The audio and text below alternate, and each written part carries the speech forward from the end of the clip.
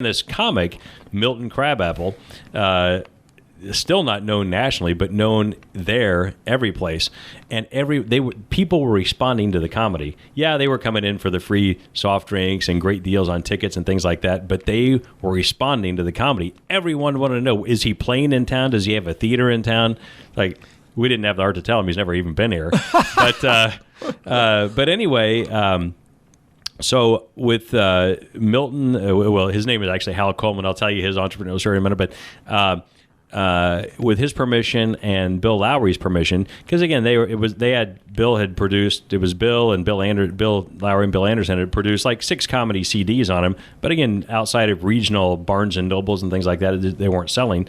And I said, mind if I take the best of, we make a CD, and I give a free CD away to anyone that comes into our Welcome Center, and I'll play it like crazy. Because people were trying to find CDs after they'd heard him on the radio. That's funny. So we did these, I don't know, they cost us maybe 20 cents a piece or 25 cents a piece, a CD. I'll send one to you guys.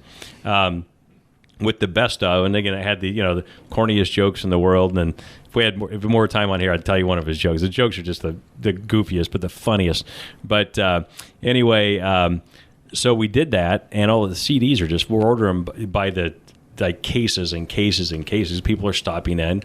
That drives our sales up. That drives our timeshare bookings up, and that kind of stuff. So those things just... Can we still get a copy of one of these CDs? I'm going to get you one. I've got CDs, a couple left. I'm play it on now. The stations, everything sold. I'd sold to the timeshare companies because, they were the biggest customer and all that kind of stuff. I sold with a contract to operate for them, and I operated for them for years. And again, they ended up selling their company in 2015, to a bigger company. But... I do have a handful of those CDs, and I'll send you guys one. They're just great. You guys want to hear like one of the jokes? Yeah, one joke. Go ahead. This is how corny the joke, but they're the greatest. So one of the jokes is this old redneck guy gets a dinner invitation to go to this really fancy restaurant, and he shows up, and he gets there, and the maitre d' says, sir, he said, you have to have a tie to get in here.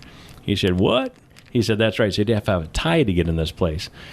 Oh, Milton Crabapple thought, well, he goes, I don't have a tie. He went out to his car, and he looked around his car, and all he had was a pair of jumper cables. So he put that pair of jumper cables around his neck and tied him up, best knot he could tie, and walked back in. And he said, how's that? The maitre d' said, those are jumper cables. He goes, well, it's as close as I got to a necktie. And he said, I'm not leaving this place. I got dinner with some friends, and I ain't leaving. The guy said, well, all right. He said, I'll let you in. He said, you sit over there in that corner, and don't you try to start nothing. So it's about 30 minutes of that. That's right.